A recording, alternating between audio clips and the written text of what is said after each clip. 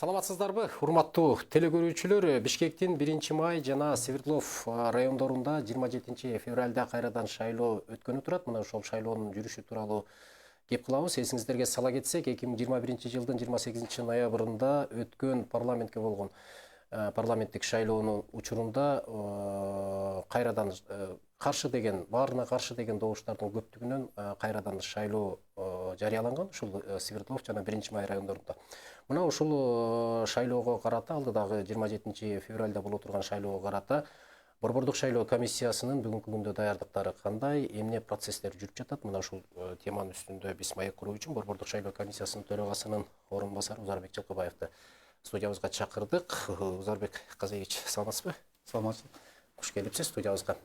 Алгач ушул жалпы жонунан ушул алдыдагы аталган шайлоого карата жалпы Борбордук шайлоо комиссиясынын даярдыктары туурасында айтып берсеңиз. Туура айтып кеттиңиз.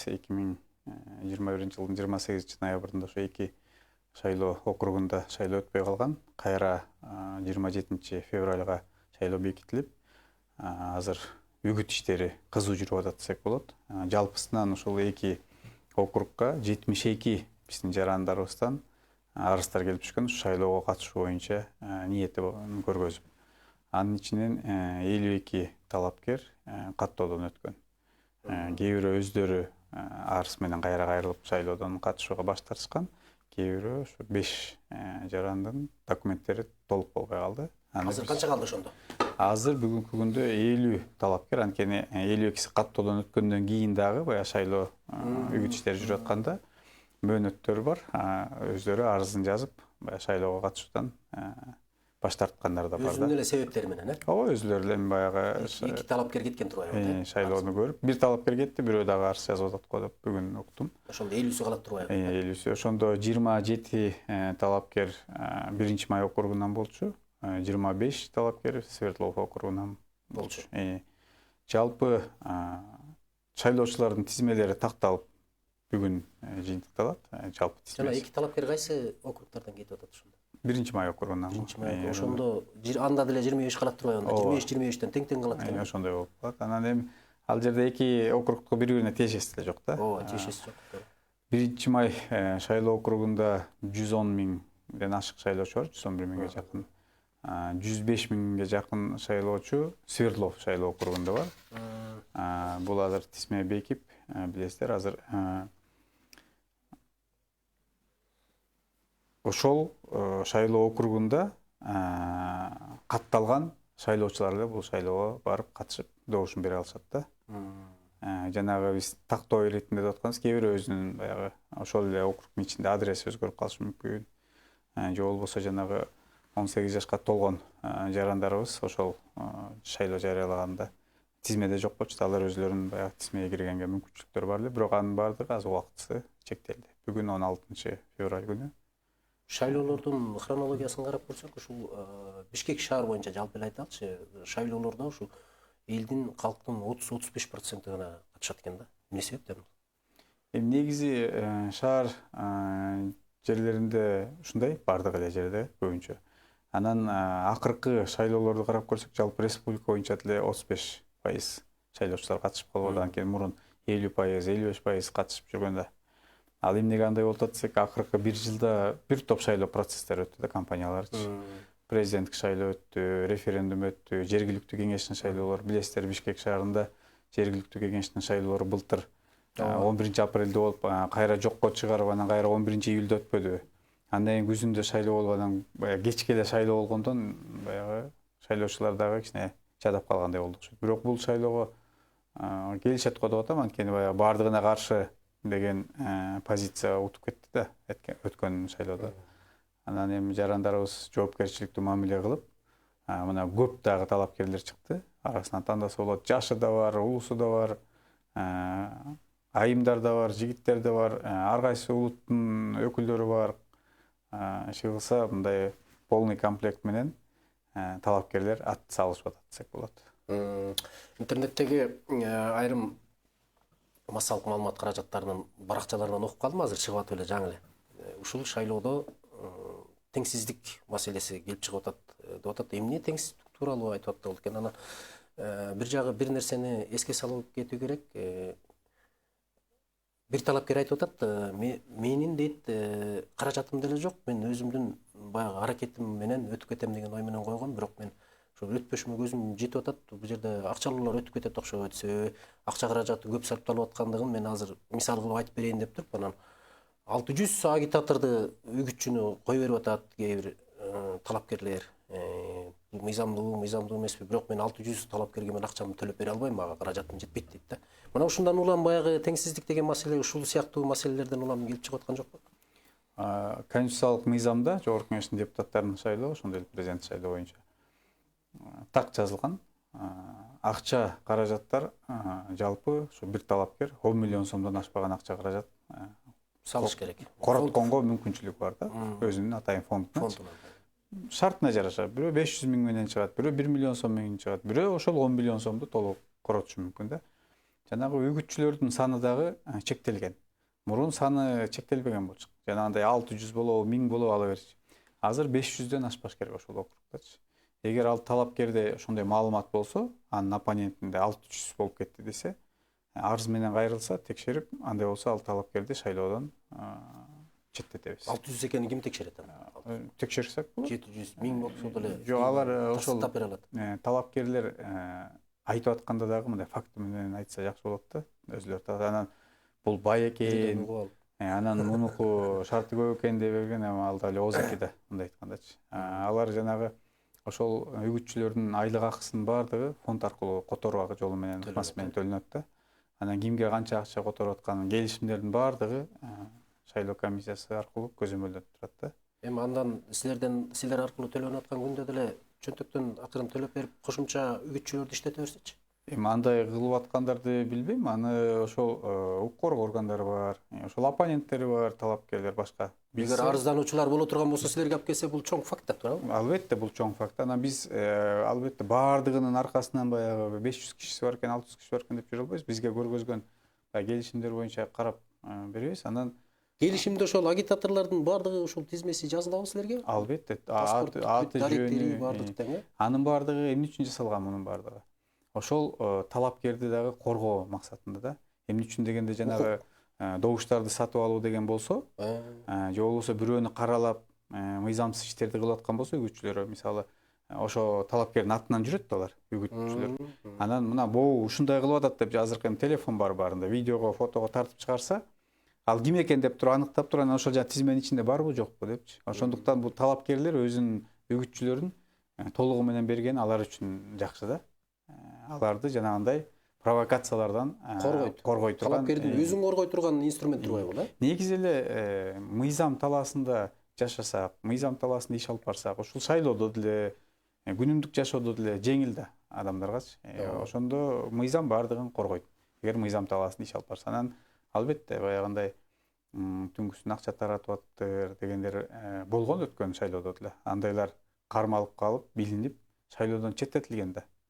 Административдик ресурс дегендер боюнча бир топ кызматкерлерге чара колдонгонбуз да.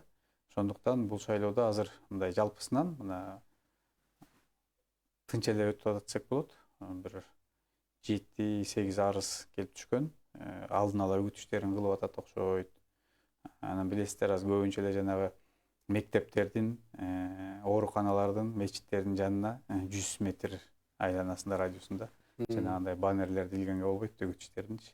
Мыйзамда ошол тыюу салынган. Ошондой фактылар келип атабы? Ошолор боюнча кайрылуулар бар, бирок талапкерлер жоопкерчиликти сезип, ошол моментте эле алып коюп атышты да. Анткени алар деле талапкердин штабы бар да. Штабында тургандар мисалы баннерлерди таратып берет, ошондой илгиле ылайыктуу жерлерге деп. Кайсы жерге илгенге дагы келишим түшүш керек. Ошол дуалдын ээсине, же болбосо щиттин ээсине баардыгы мындай келишимде көрсөтүлүп кетиш керек да. Акча жанагындай которуу жолу менен акча төлөнүп кетет. Бекер иш кылган болбойт. Сырттан каржылоого жол берилбейт, а? Сырттан каржылоого жол берилбейт. Эл аралык фонддор, уюмдардагы каржылоого жол берилбейт. Кыргыз Республикасынын жарандары, ошондой эле юридикалык тараптар ошол шайлоо фондуна акча которуп берүүгө шарттары бар. Мисалы, жеке тараптар 200 миң сомго чейин которуп берсе болот жардам катары. Юридикалык тараптар 500 миң сомго чейин которуп берсе болот. Кайсы бир талапкер мындай жашыруун түрдө ошондой фонддордон, эл аралык уюмдардан мисалы алып, анан накталай алып, анан кошсо аны ким иликтейт аны? Укук коргоо органдары Ал билинбей кете бериши мүмкүн да кээде туура.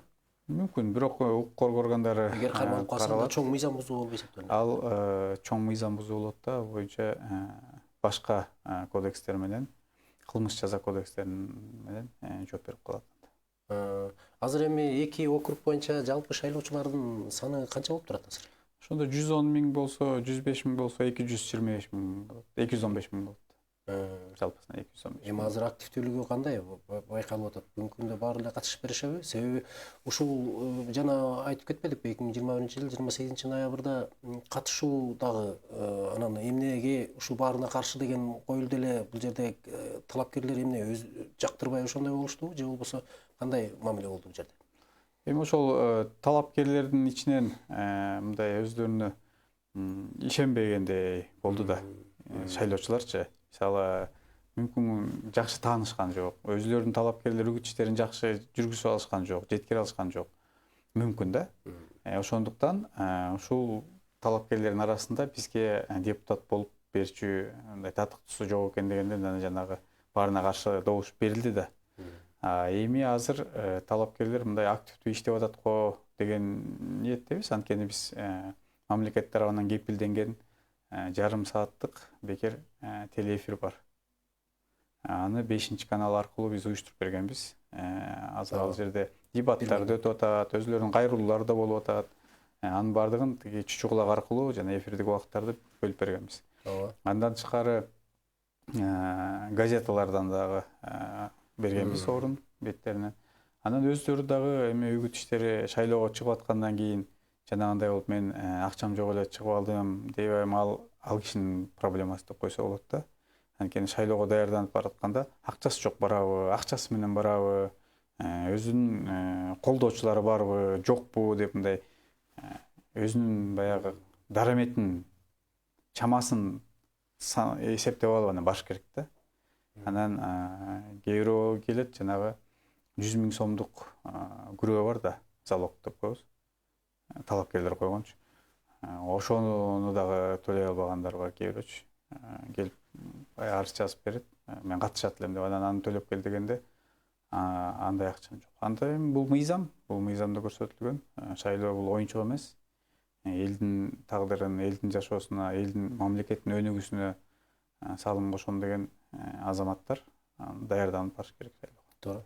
Туура айтасыз. Анан азыр менимче ушул талапкерлердин өзүлөрүнөн же болбосо ушул үгүт жүргүзүп жүргөндөрдөн чалып атат окшойт, кайрылып атышат. Азыр бул жерде жанагы 100 метр аралык жана үгүт иштериндеги жарнамаларды чаптоо, тагуу маселелери боюнча экен 100 метр аралыкты сакташ керек деп атасызбы ошондо? Аралык сакташ керек. Бирок бизде социалдык объектилер жыш жайгашкан шаардын ичинде биз кай жерге чаптайбыз? Анда эмне шаардын сыртына чапсайбызбы же көчөнүн аягына чаптайбызбы? Ушул нерсе туура эмес го деген пикирин билдирип. Туура, ал боюнча деле буюрса ушул жакын келечекте ушул конституциялык мыйзамга өзгөртүүлөр кире турган болсо биз да сунуштайт элек. Ошол 100 метр дегенде алып салуу боюнчачы. Эмне үчүн дегенде шаарда дагы жакшы, шаарда мындай бар да, кайсы жерге келе турган. Мисалы айыл жергесинде бул 28-ноябрда өткөн шайлоодо аябай көп болду да арыздарчы. Кичинекей эле айылдар бар. Ортосунда айылдын мектеп турат. Андан бир 100 метр аралыкта ар жагында бала бакчасы болсо, мечити болсо берки башында. Ал айылга эч бир баннер илинбей калат экен да. Мындай карап көрсөчү. Ошондойлор болуп атты. Анан кээ бирөө атайын ушу жанагы рулеткасын алып алып, метрин алып алып, өлчөп 97 метр болуп калыптыр деген арыздар да чыгып атты да, чынын айтканда. Эми баягы кээде мыйзам, конечно, мыйзам талабын аткарыш керек, бирок кээде мындай кой эми анчалыкка барбайлы деп айтсак болбойт дегендей да кээ бирөө. Ошондуктан бул талапты алып эле салыш керек. Андан экинчиси ушул мектептерде үгүт иштери жүрбөйт дегенде алып эле салса деген дагы сунушубуз. Менин жеке пикирим, аны айтып атабыз. Эмне үчүн дегенде кээ бир айылдарда ушу мектептен башка социалдык объект жок да. Анан суук мезгилде болуп атса, Анан жолугушууну өзүбүздүн жарандар да, шайлоочулар да өзүбүздүн жарандар, талапкерлер да өзүбүздүн жарандар да. ооба. Анан аларга бир шарт түзүп бериш керек да. Ошол мектептин актовый залы болобу, спорт залы болобу, ошонун ичинде жолугуш өткөрсө эмнеге болбойт? Мындай айткандачы. Анан албетте жана мектептеги мугалимдерди шайлоо өгүт иштерине тарткан боюнча маселе ал жанагы административдик ресурс деп. Бирок берки жолугушууларды уюштуруп берсе болот го деген оюм бар. Аны да карап чыгыш керек. Бул мыйзам былтыр шашылыш түрдө өзгөртүүлөр киргизилген конституциялык мыйзамга. Бир топ жакшы нормалар да бар. Ошондой эле кичине анча-мынча кемчиликтер да бар. Бул жерде байкоочулар деген дагы чоң ролду ойнойт эмеспи? Ар бир шайлоодо биз байкоочулар келип катышат да. Мында кандай болот? Ар бир чет жактан да келишеби? ар бир талапкердин өзүнүн байкоочуларын коет. Ошол тилкелерде жана участоктарда. Андан тышкары коомдук байкоочулар бар. Таза шайлоо коомдук фонду бар. Эгил деген коомдук фонд бар экен. Ошо шайлоолордо активдүү катышышат экен да. Клуб медианыкы катышчы былтыр Комар деп катышты алар. Жалпы республика боюнча мында ошо Эгил катышып атат го дейм. Анан жанагы общее дело деген дагы коомдук фонд бар экен.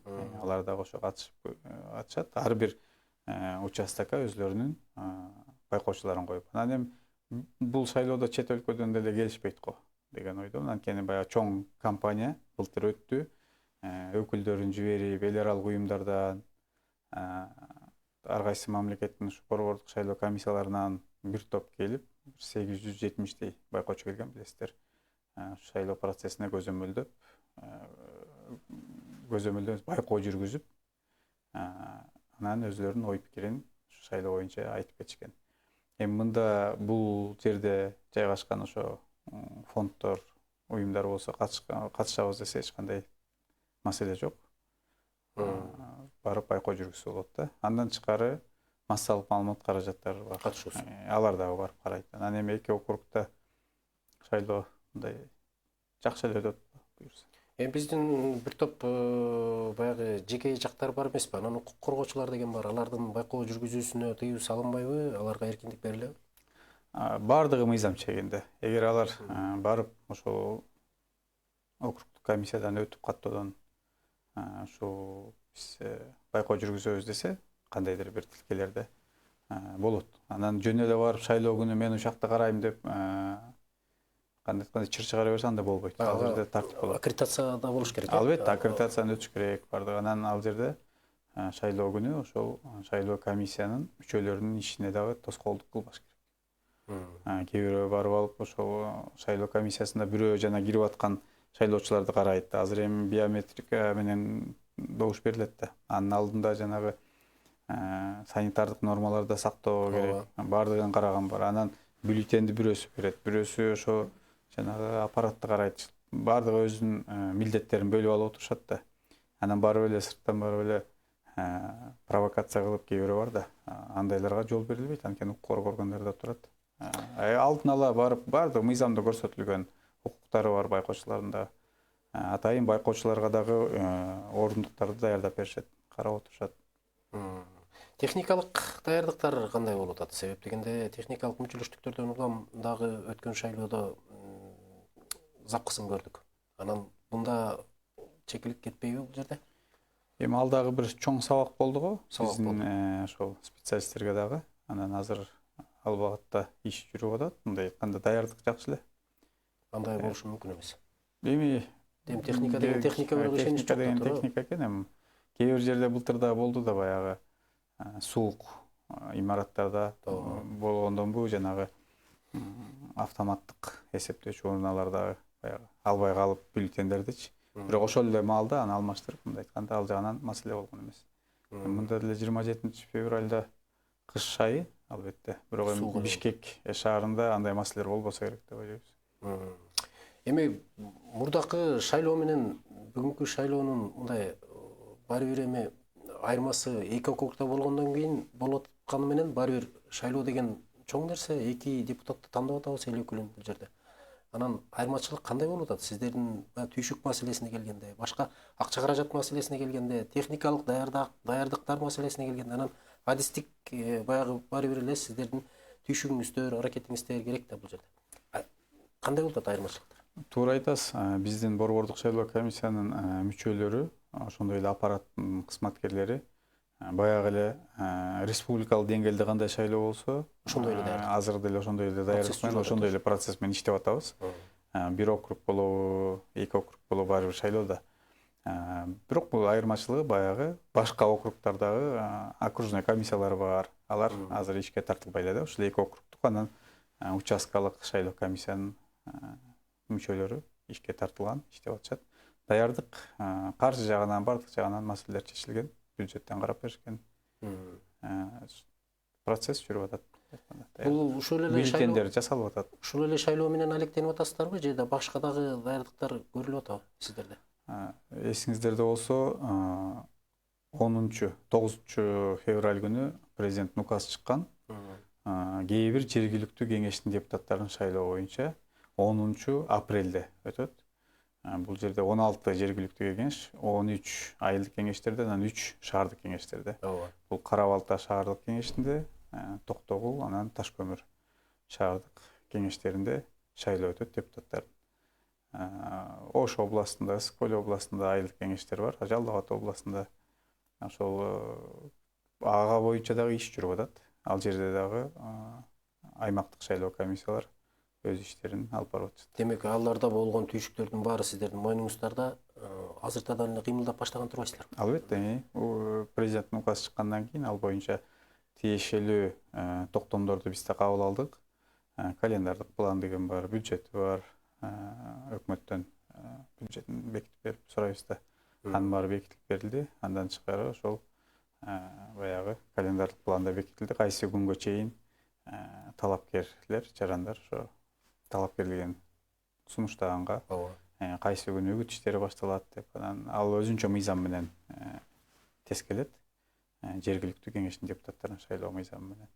Шаардык кеңештерге баягыдай эле партиялык тизме менен башат. Айылдык кеңештер болсо баягыдай өзүлөрүн көрсөтүү жана партиялардын сунуштары менен да барабыз. Муну менен катар эми 28 ноябрда өткөн шайлоонун алдында сиздер менен ушинтип маек куруп отурган учурда бул шайлоодо кетирген катачылыктар жана да мыйзам бузуулар болсо, биз депутат болуп отурганда деле иликтөө иштери жүрө берет.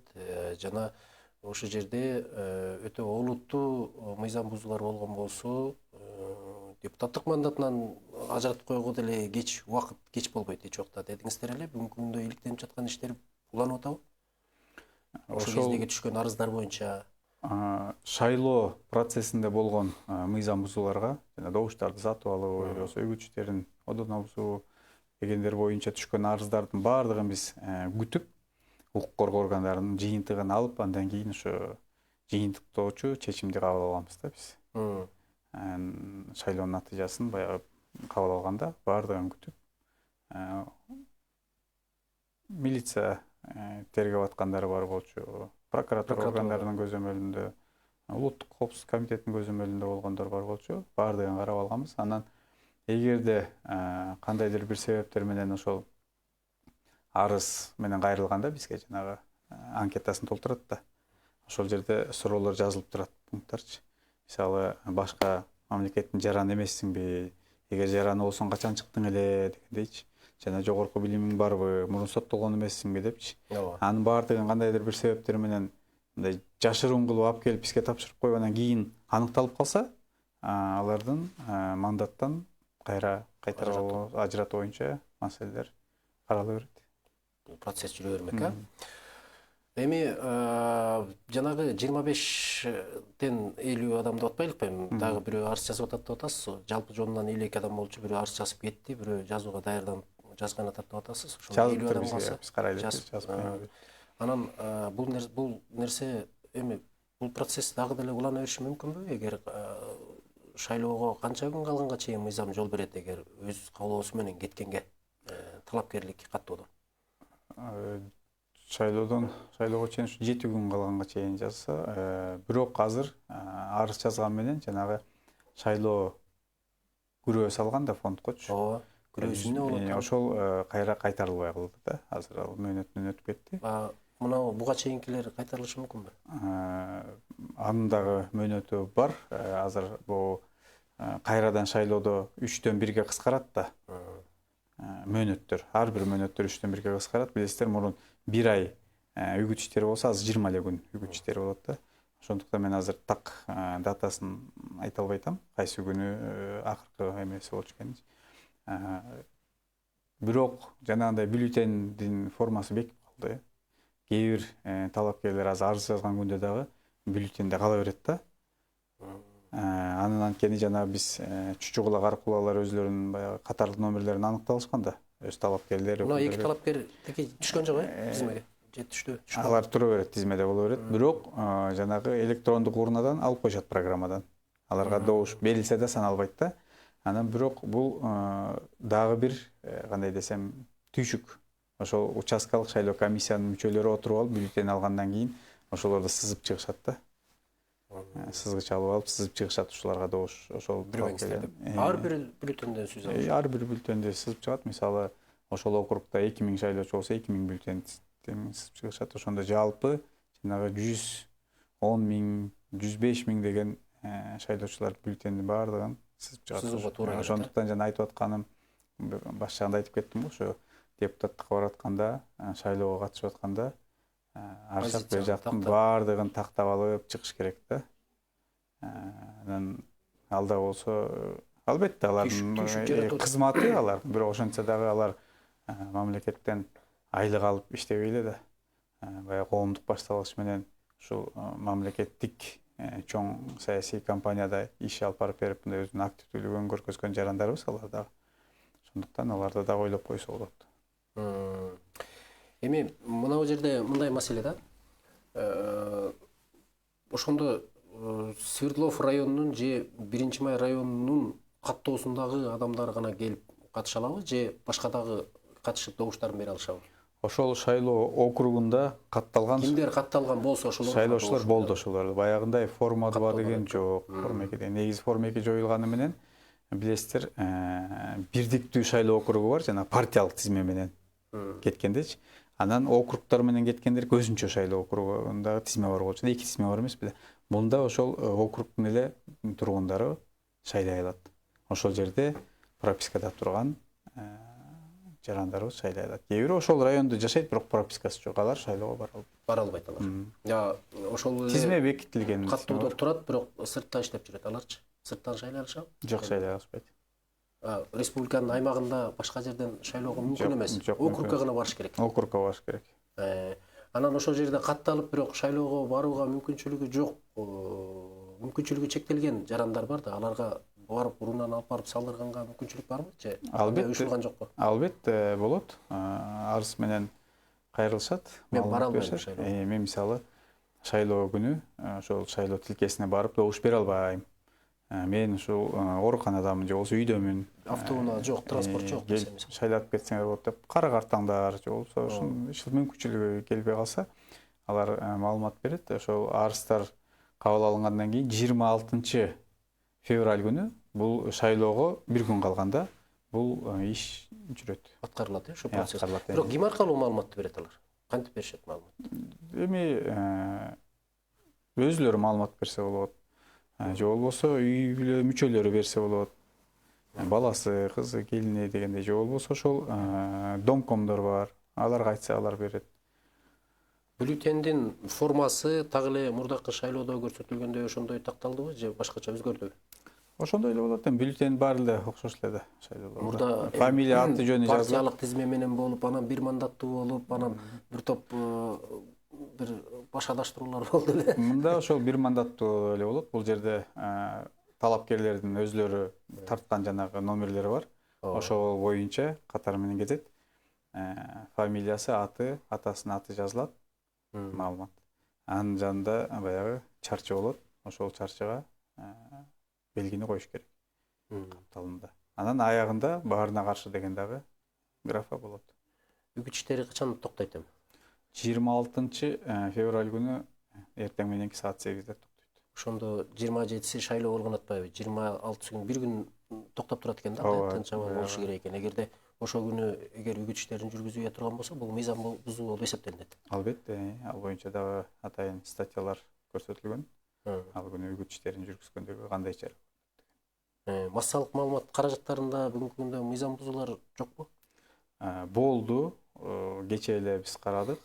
Бир интернет сайтка бир талапкердин ыйгарым укуктуу өкүлү арыз берген экен бизге. Ошо биздин талапкерге кандай десем, такталбаган маалыматты жазып койду биздин талапкер жөнүндө. Каралап атабы ошондо? Депчи, анан биз кечээ карап, ошол интернет сайттын башкы редактору келип, мойнуна алып, ооба, биздин бир жаш специалист, журналистибиз бар эле, ошол жазып ийиптир. Биз мойнубузга алабыз деп анан опровержение берген экен. Андан тышкары ошол чоо жайын түшүндүрдү. Биз да макул болдук. Берки арыз жазган тарап да макул болду. Баягы кандай десек, сотко жеткирбей эле же болбосо кандай бир чара көрбөй эле ошо менен токтойду. Анткени алар кайра ошол канчалык мыйзамда да көрсөтүлгөн. Мисалы канчалык размерде, көлөмдө жазылса, ошончолук көлөмдө, ошол бетте кайра жанагы жокко чыгаруу боюнча ошол калпекен жарыя боюнча анан кечирим да сураптыр алар. Анан андай болду. Дагы бир массалык маалымат каражаттарына арыз түшкөн. Ал жерде массалык маалымат каражаттарына эмес, талапкерге. Алдын ала үгүт иштерин кылып атат депчи. Анткени кээ бир талапкерлер баягы үгүт баштан электе эле баштап жүрүшкөн, кээ бир талапкерлер коомдо мындай көрүнүктүү десек болот, бир тармактын специалисттери же болбосо саясатчылар кандайдыр бир бизде мамлекетте болуп аткан иш аракеттерге баа берүү боюнча интервью алып калышы мүмкүн да. Ооба. Анан ошондой экен, ал жерде дагы ошо жанагы Казакстанда болгон окуяларга байланыштуу интервью кылышкан экен. Анан ошону Бирок шайлоого тийиштиги жок. Тийиштиги жок экен да, биз анан карап, ал жерден териштирип, чакырып, ошол СМИнин жетекчиси да келди, талапкер да келди, арыз берүүчү да келди. Анан карап баягы чоо жайын түшүндүк да, мындай айтканда аларга да түшүндүрүп.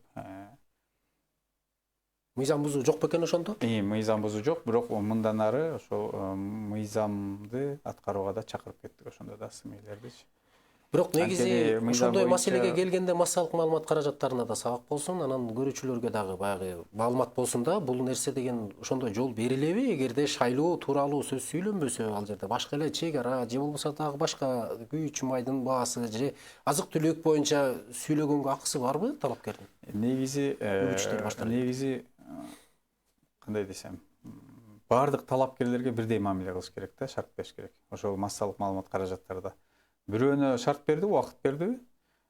Мисалы ошол эле баалар кымбаттап кетип атат. Муну арзандатып коюш керек деген бул деле мындай өзүнүн үгүттөөгө окшошуп кетип атпайбы? Эмоция менен айтылган нерсенин баары. Үгүттөөгө окшошуп атпайбы? Ушул талапкер биз үчүн күйөт экен, бул айтып атат маселени. Башкасы отурат балыктай болуп деп айтат да.